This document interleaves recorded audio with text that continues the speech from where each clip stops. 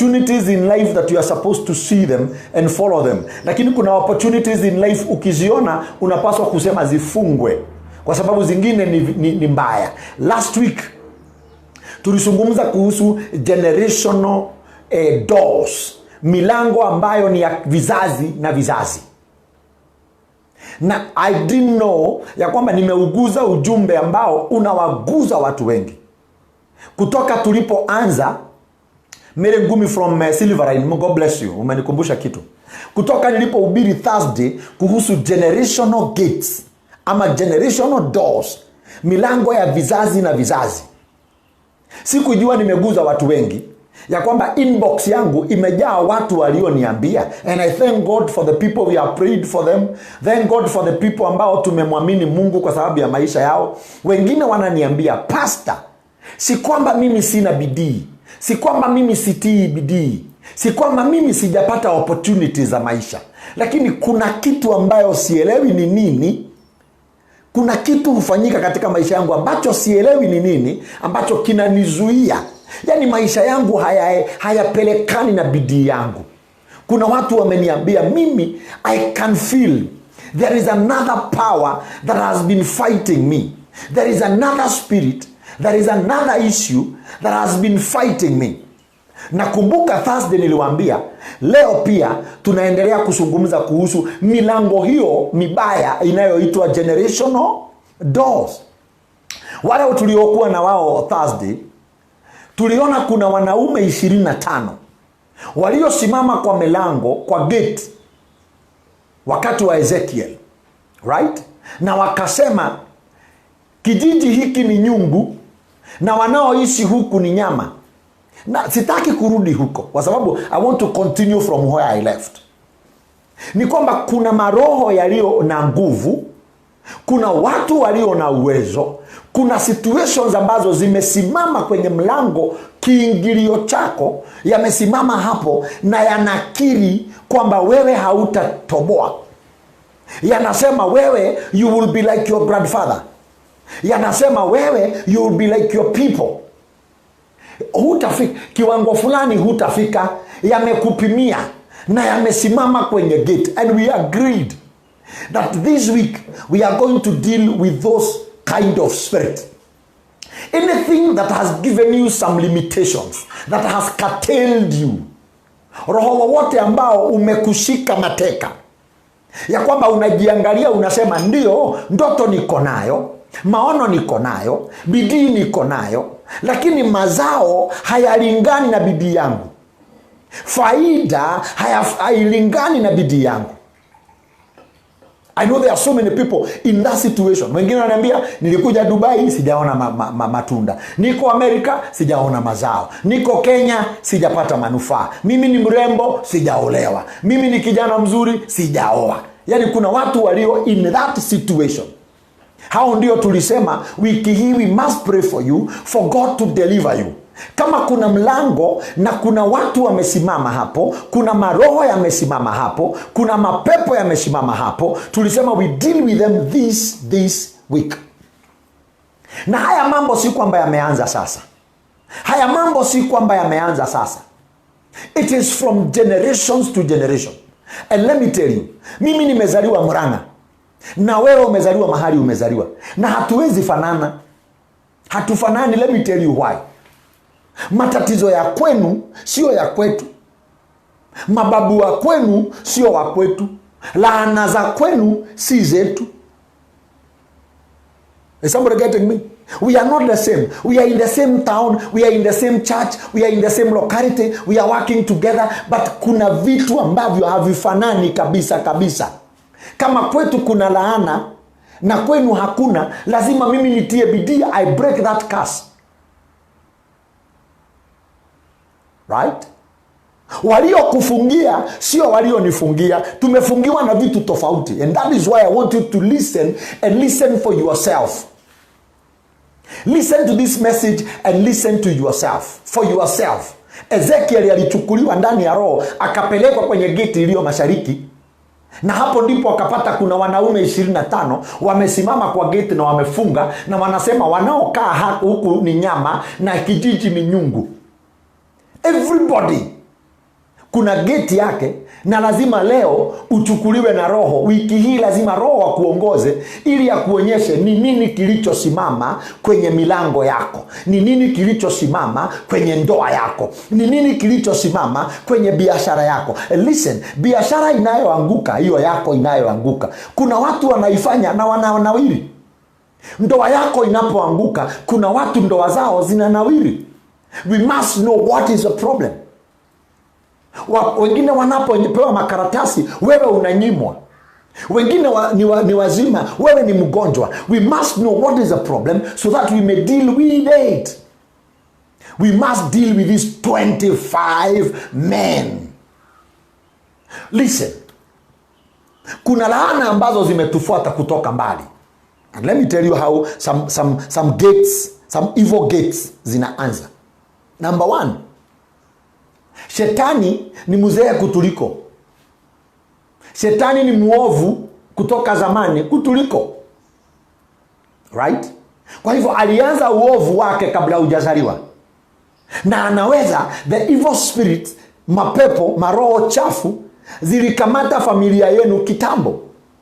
Na Shetani akapewa nafasi in your family from kitambo. Familia ambazo hawakumwabudu Mungu, hawakumwamini Mungu, the ungodly foundation za zamani, zile ambazo ulizaliwa ndani yake.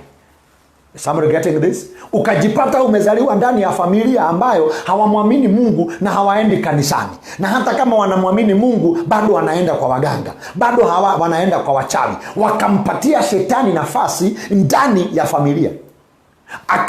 Akaweka msingi muovu in your family. There are some generational gates controlled by evil spirits.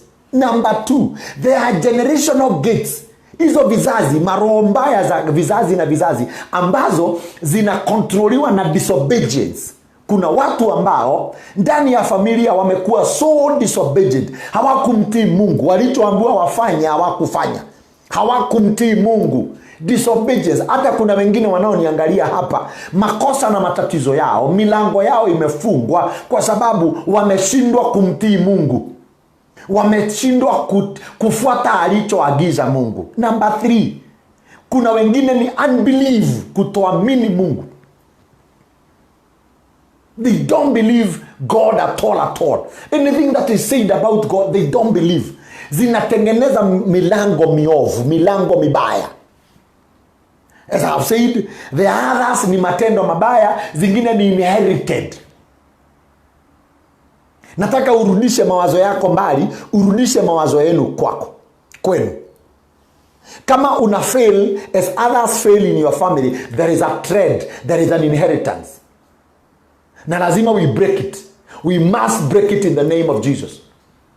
Kama maisha yenu yanapimiwa mahali fulani, biashara zenu zinapimiwa mahali fulani, kama zinapimwa mahali fulani, we must break those doors. We must break those gates. We must break those walls. You should stop living like them. You are a son of the kingdom. You should stop living under the control of those spirits. You should stop.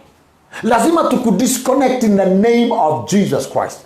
Some of us have been able to succeed because we disconnected ourselves from what our generations did, from what our grandparents did. Is somebody getting what I'm saying? I want to read today. Wacha nisome andiko, isisemekane mtumishi alipiga story. Meja wa Wagoi, God bless you, na wale wengine wanaoingia. We are talking about generational gates. Generational gates. Generational gates. Milango na malango ambayo yalifungwa huko kwa vizazi vyetu kule tulizaliwa. Soma na mimi 2 Kings.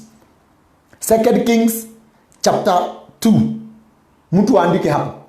2 Kings chapter 2.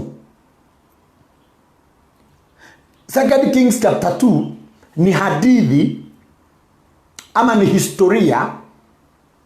Somebody getting this? Ya wakati Elisha anaachiwa mafuta na Elijah. 2 Kings chapter 2. Elijah anachukuliwa, Elisha anapatiwa mafuta. mahali amepewa mafuta yakiwa fresh. Verse 19 ya chapter 2.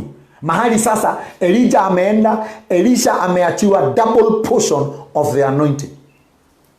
And the reason why, and listen to me everybody, we have the men and women of God serving. They are anointed to help you break some curses. God bless you for coming online. The men of God around you who are anointed, they are anointed to help you as a believer, as a Christian, break, uvunje maagano ambayo hayafai. Mafuta yangu, mafuta ya mchungaji wako, mafuta ya mchungaji yeyote unayepatana na yeye, amepakwa mafuta, ameachiwa neema kukusaidia kuvunja milango, kuvunja malango, kufungua opportunities. Let me tell you, challenge ya kwanza ambayo Elisha alipatana nayo after kupokea mafuta fresh, ndio hii nasoma.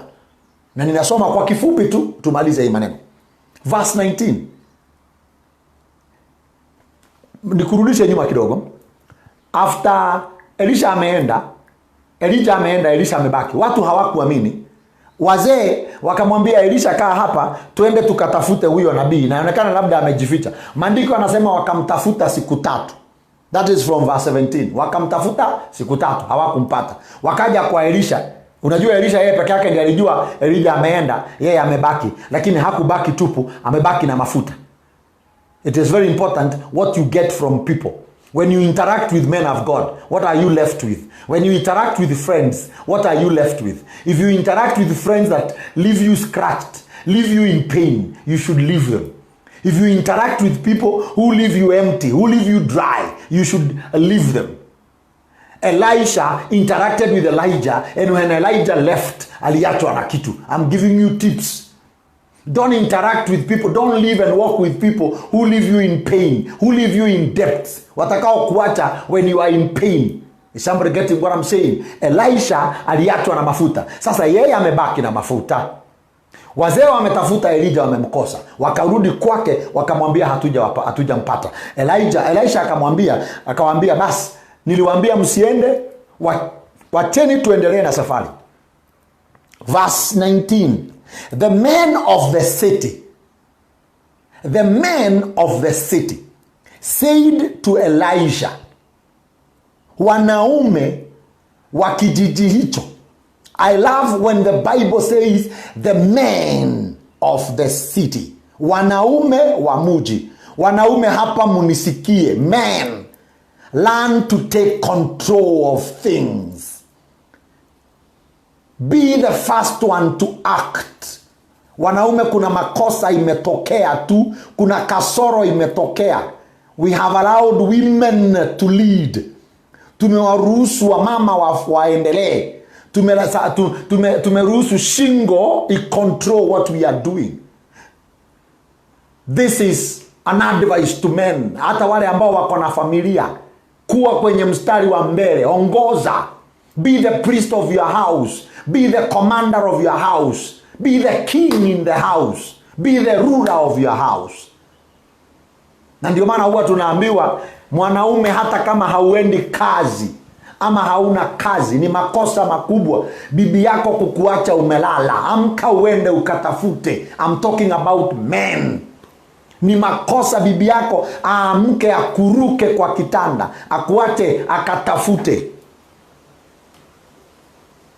The last time women walitafutia wazee, I'll come to tell you what happened. Ulizeni Samson what happened wakati aliamua control iwe ya mwanamke. I'm not saying that women should not lead, but I'm talking about marriages ambazo mwanaume yuko. Unajua kuna ndoa ambayo mwanaume hayuko, ni bibi yuko peke yake. Mwanaume labda aliondoka kaacha watoto. Huko mama amemruhusiwa control. Lakini if you are married and you are listening to me, take control of your marriage. Take control of everything. Be the king, be the priest of your house. Now, the men of the city said to Elisha, look, our Lord, this town, tizama mtumishi wa Mungu, This town, mji huu. Nakumbuka tuliposoma kuhusu gate ambayo ilikuwa kwenye mkono wa kulia in the east. Mnakumbuka tukisoma ni kuhusu mji, a city. Because all what I know, you as a person, you are a city. Una vitu vingi ndani yako. You are a city. Somebody getting what I'm saying? The town, this town is well situated. Mji huu uko mahali pazuri, well located. Wanamwambia Elisha, sikiliza mtumishi, mahali tuliko, mahali ambapo tumejenga, mahali tunaishi, mahali umekuja is well situated, as you can see. As you can see, this city is in a good place. Hapa ni pahali pazuri, hewa ni safi, location ni safi. Hivyo ndivyo watu wengi walivyo. Their problem is not location. They are well located. They are located in the right place. They are doing the right business. They are married to the right people. They are living in the same city. Wakona ile masomo inayofaa, as you can see. You have a degree, you have a diploma, you have a certificate, you have a job, you have a husband, you have a wife, as we can see.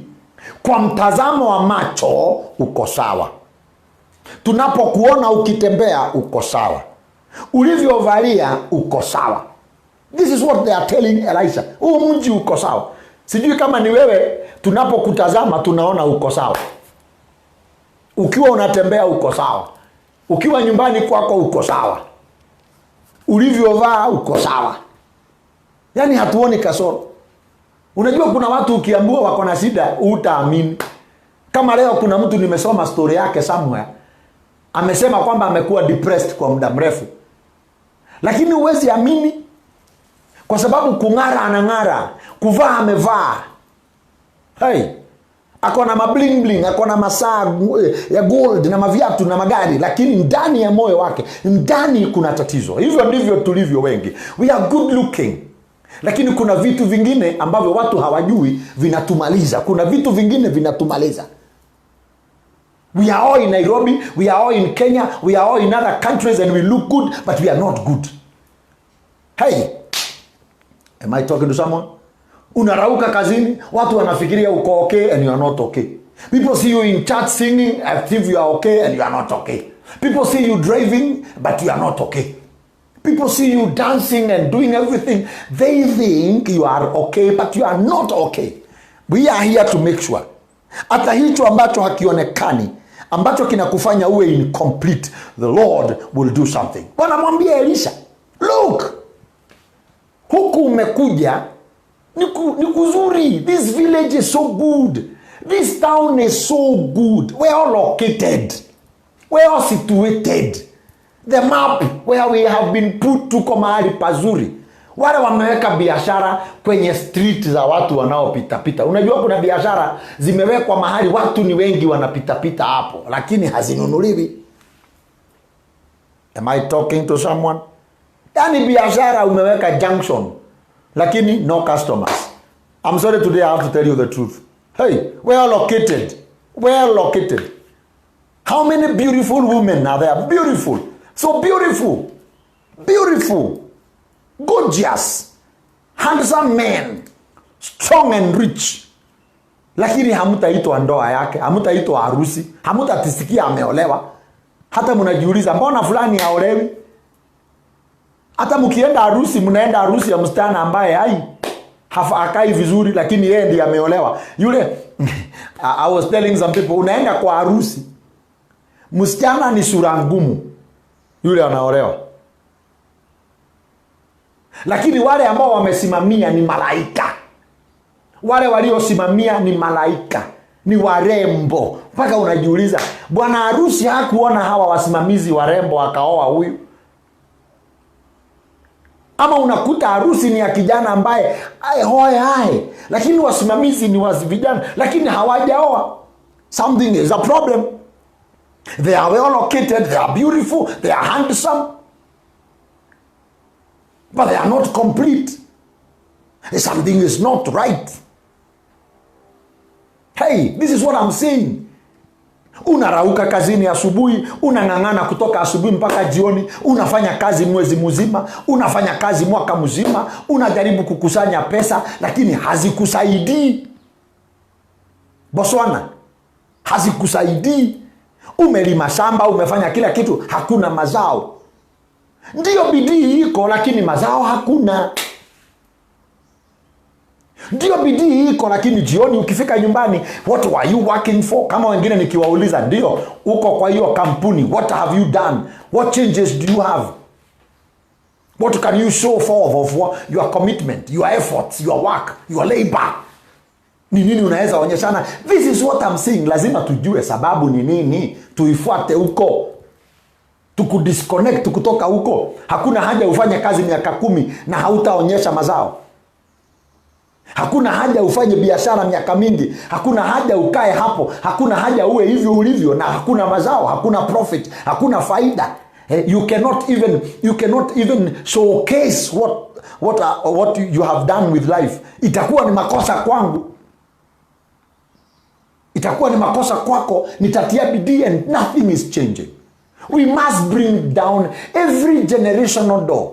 Kama kuna laana ilikutoa, imetoka huko kwenu. Kama kuna mapepo, my friend from China, kama kuna mapepo, kama kuna maroho, kama kuna kitu, kama kuna neno ambalo limetoka huko ulikozaliwa, we disconnect it in Jesus' name.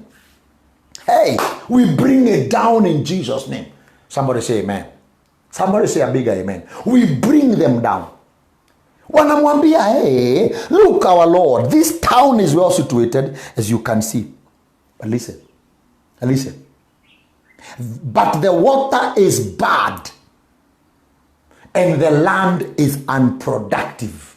Maji ni mabaya, yana sumu, na huu mji ni unproductive. Wanamwambia maji yamerogwa. Ndio mji ni mzuri, lakini maji yana sumu. Water is poisoned. It is unproductive. Wale wanaojua maji, it's the source of life. Tunasema maji ni uhai.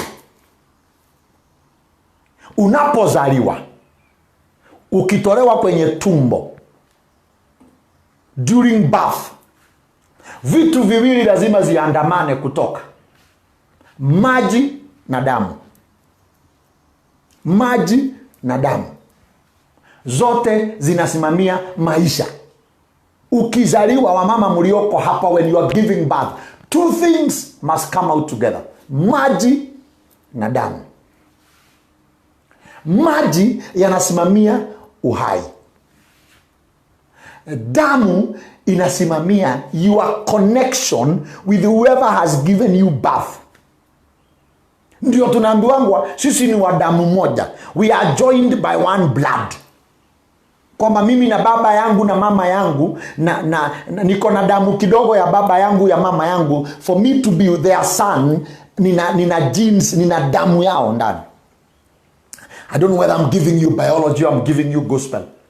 Lakini maji yalianza kuheshimiwa kitambo. Maji yaliheshimika kitambo. Lazima yaweko wakati wa uzazi. Sasa maji yanaonyeshana ni kitu cha zamani sana. Damu, hakuna mtu atasurvive bila damu. You will not survive without water. Hata madaktari wanatuambia tukunywe maji sana, because mwili unahitaji maji. Somebody getting me? Mchungaji Kiongo hapa Ntisi, karibu sana. Somebody getting what I'm saying? The blood and water. Uwezi panda, you cannot plant any crop imee kama hakuna maji. Ukipanda na hakuna maji, it will not grow. Water controls a very huge percentage of life. Maji yana control sehemu kubwa sana ya maisha. Sasa hapa kwenye mji huu, tatizo lao kubwa si kwamba hawana manyumba, si kwamba hawana magari, si kwamba hawana vitu, wako nazo, lakini maji wanayotumia yana sumu. Kwa hivyo hawawezi panda, kwa hivyo hakuna mazao. Hawawezi kunywa, wakipatia mifugo inakufa. Inaonekana yule aliyeroga maji yao alijua maji hayo nimeyaroga, watakufa pole pole. Wanamwambia Elisha, the water is bad. Maji ni machungu, maji yana sumu, yanaua watu wetu. Some of us, the source of our life, where we have come from, where we were given birth, who gave birth to us, tulizaliwa kijiji gani, tulisomea wapi, might be our problem. Might be our problem. Might be our problem. Might be your problem. Might be your problem. I'm saying. Haria mai moimire, mahali maji yalitokea, mahali damu ilitokea, ulizaliwa wapi, ulilelewa wapi, waliokulea walisema nini, walikuwekelea maneno gani? Kuna uwezekano, sisemi ni lazima, lakini kuna uwezekano kwamba hapo ndipo kifungo chako kilianza, hapo ndipo jela yako ilianza, hapo ndipo maji yako yalitiwa sumu, ya kwamba chochote unachokifanya kina faili, chochote unachokianza kina faili. Biashara unayoanza inakufa kwa sababu maji ya kuifanya iishi yana sumu, na sumu hii imetoka mbali. Sumu hii ni maneno maovu ya mwalimu wako, sumu hii ni maneno maovu ya mzazi, sumu hii ni maneno maovu ya watu wa kijiji, sumu hii ni matendo maovu ya watu wenu. We must deal with this poison that is in the water. We must disconnect it. Tomorrow we are talking about disconnection. Tomorrow we talk about disconnection. Leo ninakupa msingi ya kwamba unaweza ukawa mtu aliyeokoka. Oh my God.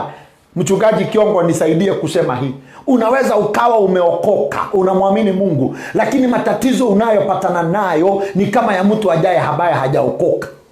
Unajipata kwenye balaa. Watu wakishikwa kwa msako uko hapo, polisi wakishika watu uko hapo, malaria ikikuja uko hapo, homa ikikuja uko ndani, ugonjwa wote ukiingia uko ndani, watu wakiibiwa uko hapo, waizi wakikuja uko ndani. You are also even a suspect. Wakati wote unashikwa. Hii ni hauli. Na people wako hivyo kwamba maji yao yana sumu. Wangapi wamejaribu kuweka biashara na pesa za kuomba inakufa? Anaweka biashara kwa pesa za kukopa inakufa. Ameoa juzi, doa imeanguka. Ameinvest juzi, kazi imeanguka. Ameajiriwa juzi, tena amefutwa. Kuna sumu mahali. We want to locate this poison that is in this beautiful town. Tunataka kurocate hii sumu ambayo iko in a beautiful girl, sumu ambayo iko in your life. We want to locate it, ambayo inafuata biashara yako. We deal with it in the name of Jesus Christ. You must walk out of that jail. You won't be like your father. You will not perish like your brothers. You will not perish like your sister. You will not perish like your village. You cannot perish when the men of God are here. Thank God that Elisha anapewa hii hadithi after kupakwa mafuta maradufu. You will not perish when there are men and women of God who are anointed around you. Ni makosa ujinyonge kwa sababu ya frustration. Kwa sababu kwa nini watu wanajiua? Si ni maji yamepata sumu, maji yameharibika. Kwa nini watu wanafunga virago wanarudi kijijini? Maji yamekuwa machungu. Na wewe unaniambia maji yamekuwa machungu? Ni sawa, lakini mbona kwako na kwa wengine si machungu? Wewe unaporudi nyuma kuna wengine wanaoendelea. Unapotoroka kuna wengine, unapatana na watu, where you are running away, wengine wanakuja mahali huko. That is what I want us to identify. If you are a victim ya maji kuwa machungu, everything you do sumu, everything you do inakufa, kila kitu ukifanya inakufa. If you are a victim, we deal with it this week. Just believe in God. There is anointing to do so. There is anointing to bring down these walls. Someone say, yes Lord, make me free. Tomorrow tunaongea kuhusu disconnection. Thursday, thorough prayer. Na kama unahisi kuna kitu unataka tusungumze, inbox yangu iko hapo. Open up huko. Kuna wale wameniandikia, we don't disclose. Wewe andika, tutaomba tu na hatuambii mtu. Tutadeal nayo. But seriously speaking, huwezi fuatwa na the same spirit that followed your mother na your father, ikafuata your brothers, tena imekufuata ikukamate. We must deal with it. Is somebody listening to me? Akawaambia, bring me a new bowl, because there has to be a new bowl. Leteni bakuri mpya. Lazima kuwe na what do I say in Kizungu, I don't know. There has to be a new way of thinking. Leteni bakuri mpya. Hapana fanya mambo kama ulivyofanya kitambo. Hapana amini vile ulikuwa unaamini. Bring a new bowl. Develop new thinking, new mind, new ideas, new prayers, new confession. Is somebody listening? Renew your mind. Leteni bakuri mpya. Msimlete bakuri mzee. Msiniletee idea mzee. Hapa ninaongea kuhusu uzee fulani. Huko tulikotoka ni uzeeni, ndio naziita vizazi. Don't talk like your father or your grandmother or your people. Anza kufikiria kama wewe. Leta bakuri mpya. Leteni bakuri mpya. Stop telling me of how you failed in school. Who will it help? Stop telling me of the grades you got in school. How will it help you? Leta bakuri mpya. Bakuri mpya ni nini? Hapa tulipo, tuanze hapa. Tukate, to disconnect na huko. Bakuri mpya, mambo mapya, maisha mapya, milango mpya, roho mpya. Niumbie moyo mpya. Niumbie mawazo mapya. Leteni bakuri mpya. A new bowl. I'm talking about new bowl. Na ukiamini mwaka wa 2020, it is possible for you to live a new life. Na watu wakikuona wapate, you are a new creature. You are a new, oh my God. Ndio mimi huambia hata wale wameokoka. Listen. And I don't know whether this will be controversial. Usi umeokoka, si ulimkiri Yesu, saa zingine ni muhimu sana ku renew your agreement with God. Renew your covenant. Simama pale mbele na mbegu, mwambie Mungu, nataka kuokoka. Ninaweza kuwa nimekosea, ninakuja tena kutubu dhambi zangu. Renew. Make it new. Confess before God. Renew wokovu wako. Hata ni gari gani nao tembea barabarani bila kuchenjua oil na maji na mafuta. You must be renewed in your spirit. Confess Jesus is Christ. Fanya vile ulivyofanya miaka 20 iliyopita. Ulivyokiri kwamba Yesu ni Bwana. Kiri tena. Piga magoti vile ulivyopiga miaka 20 iliyopita. Piga magoti, utubu dhambi zako tena. Renew. Bring a new bowl. How many people are saying, I'm praying for new mind? New fresh bowl. Bakuri mpya. Mawazo mapya. Mtazamo mpya. New engagements. New business deals. New plan. God give me newness in this year. Bring a new bowl. Wakamwambia, leteni bakuri mpya. And so they brought it to him. Wakatafuta. Kwa sababu bakuri mpya ziko. Mawazo mapya yako. Wewe umeishi tu kwa the old way of thinking. Umeishi tu hapo. Uko hapo. Na kuna vitu mpya huko. You can change. Walienda wakatoa bakuri mpya wapi na ilikuweko? Walitoa wapi? Zilikuwa huko. Kwa nini unafikiria mambo ya zamani? Mtu aliyekukosea miaka 20 bado umembeba? Roka mayenda raraba. Mtu ambaye ulipaswa kusamehe 20 years, 10 years, 5 years, bado umembeba? Baba ya watoto waliyetoroka bado umembeba? You are very old. Mama aliyeenda umembeba. Mwalimu alikukosea ulimbeba.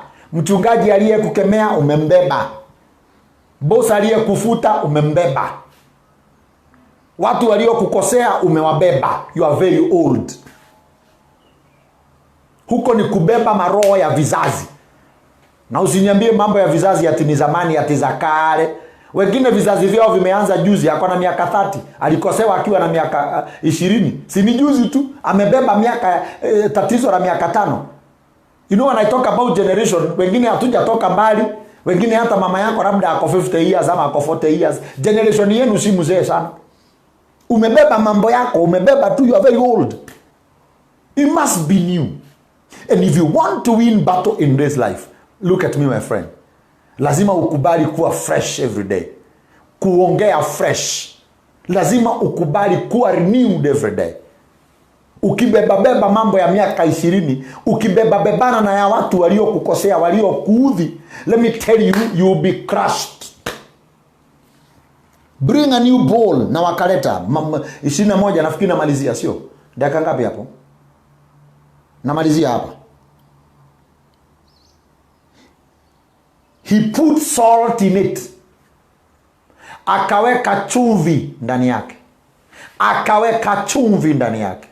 Maisha yako yanahitaji chumvi. Chumvi ina kazi nyingi, lakini nikuambie mbili. Ya kwanza, chumvi ni preservative. Chumvi ikiwekwa mahali inatunza kitu kisiharibiki. Chumvi inatunza kitu kisiharibiki. Ukiwekwa chumvi umetunzwa. Kama ulikuwa ufe, haufi. Kama ulikuwa uoze, hauozi. Kama ulikuwa uharibike, hauharibiki. Ukiwekwa chumvi, Mungu ayatie maisha yako chumvi. Atie biashara yako chumvi. Atie ndoa yako chumvi. Iwe preserved. Salt is a preservative. Elisha akachukua chumvi akaweka kwa bakuri. Chumvi la pili. Chumvi inaleta taste. Ukipika chakula bila chumvi hakuna ladha. Chumvi kidogo tu hivi inafanya ujue chakula ni kitamu. Chakula unaweza weka mboga, uweke nyama, uweke kitunguu, uweke nini, uweke mafuta, uweke hizo vitu vyote, lakini kama hakuna chumvi, chakula hakina maana. Watu wengine ni warembo, wazuri, wenye bidii, wanafanya kazi, wameokoka. Hizo vitu zote ni kama chakula iliyo na mboga, iko na nyama, iko na mafuta, lakini they are missing on one thing, the salt. They are missing the salt. They are not edible. Weka chakula bila chumvi, uniambie kama utakula. Wengine hatukuliki. Wengine hatupendeki kwa sababu hatuna ladha. Guy, hujaipatana na mtu ukasema guy, nani goguga ana mudo mwega? I thought kulingana na vile anakaa ni mtu mzuri kwa sababu vile alivyoongea na vile alivyokaa ni tofauti. Vile alivyoongea na venye anakaa ni tofauti. Yaani ni mtu mzuri kuonekana, kuongea hana chumvi. That is how life imetupeleka. Ya kwamba shida ya kijiji hiki ni kwamba wako well located, well situated, well versed. Wako sawa kwa location, lakini kwa taste, muonjo hawako. So if you don't have salt, you could not be preserved. That is why some of us are dying easily. Because we are not preserved. Wengine hatukuliki, hatupendeki, hatuna kibali, hatuna favor. Hata tukirembeshwa namna gani tuwekelewe kwa meza, hatukuliki. Hatukuliki kwa sababu hatuna chumvi. Elisha akafunuliwa na Mungu ya kwamba hichi kijiji wanachokihitaji si manyumba, si magari, si vitu wanavyovitafuta. Wanachokihitaji ni wawekwe chumvi. Neno la Mungu ni chumvi. Nyinyi ni chumvi ya dunia, maandiko yanasema. Wawekwe chumvi ili waendelee kuishi. Hey, maandiko yanasema wakaenda, verse 21, I'm finishing. They went out to the spring and drew the salt, saying, this is what the Lord says, I have healed the water. Look here. Chumvi wakati mwingi nikiwa mdogo ungekatwa mguu, mkono, mahali umie, ulikuwa unapakwa chumvi damu iache kutoka. Chumvi ilitumika kwa healing. Hata wale wako wanafanya mambo ya udaktari, kuna aina nyingi za chumvi na kuna nyingi inayotumiwa katika uzazi. kuna inayotumiwa katika vidonda fulani, chumvi. Wanasema, I have healed this water. Never again will it cause death or make the land unproductive. Nimeponya maji haya hivi kwamba hakutakuwa na vifo wala hakutakuwa na the spirit of being unproductive, kutozaa. And the water, listen my final word, and the water has remained wholesome to this day. Yaliponywa wakati ule mpaka sasa yamepona. Kwa sababu tukikuombea, tukiamini pamoja, uwe disconnected na huko ulikotoka na malaana za kwenu, utapona mara moja and forever.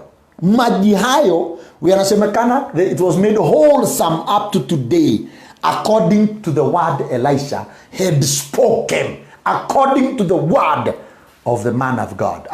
I want to plead with you. Trust me with what I'm reading here. Trust me with this gospel. And even when I pray for you on Thursday, trust me on what we are doing here. It is going to change your life. Chumvi tuko nayo. Ufunuo wa chumvi nani aliyeleta? Ni mtumishi wa Mungu. Ufunuo wa tutakachokifanya uwe free kiko hapa. Kiko hapa kwa neno. Mungu amenibarikia. We have the revelation of what we are going to do. I have testimonies za watu ambao tuliomba na wao kutoka Thursday after sermon hapa. Wengine tuliomba mambo yao kwa madhabahu, and God has changed their lives. Just trust me that what I'm telling you, we can disconnect you from those generational curses, those generational doors and gates.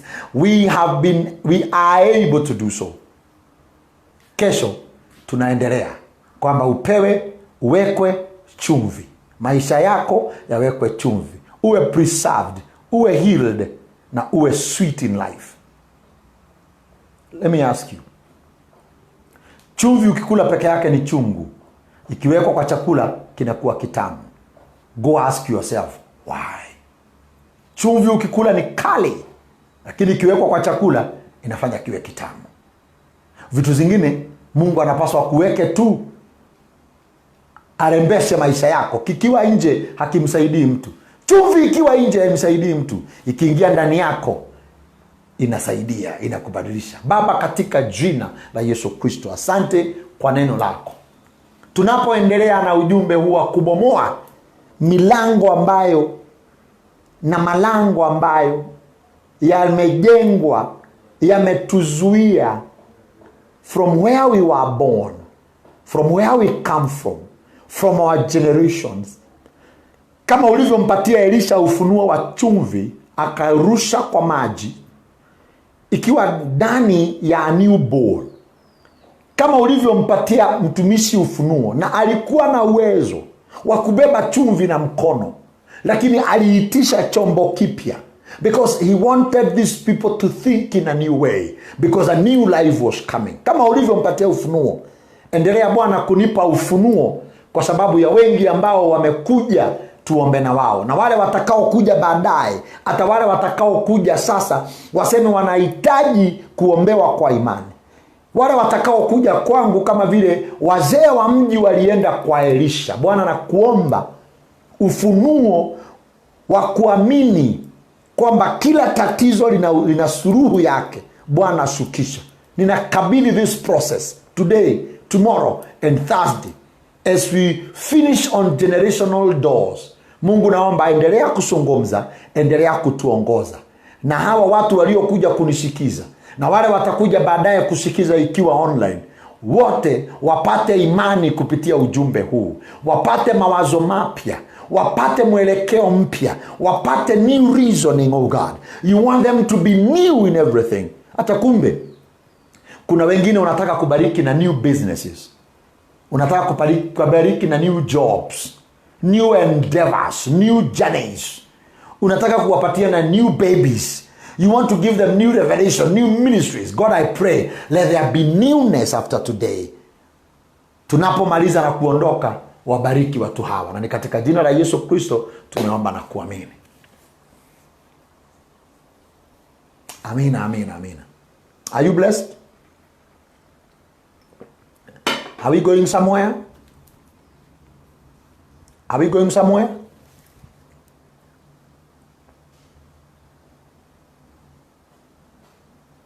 Amen. Naongojea mwandike amen, dakika moja tunamaliza hapa. Nawaona na mjitayarishe kwamba atakachosema Mungu ufanye, atakachoagiza ufanye. Tomorrow be here. Atakachotuagiza Mungu, be ready, we do it together. All what we are looking for is our cities, our lives to be productive.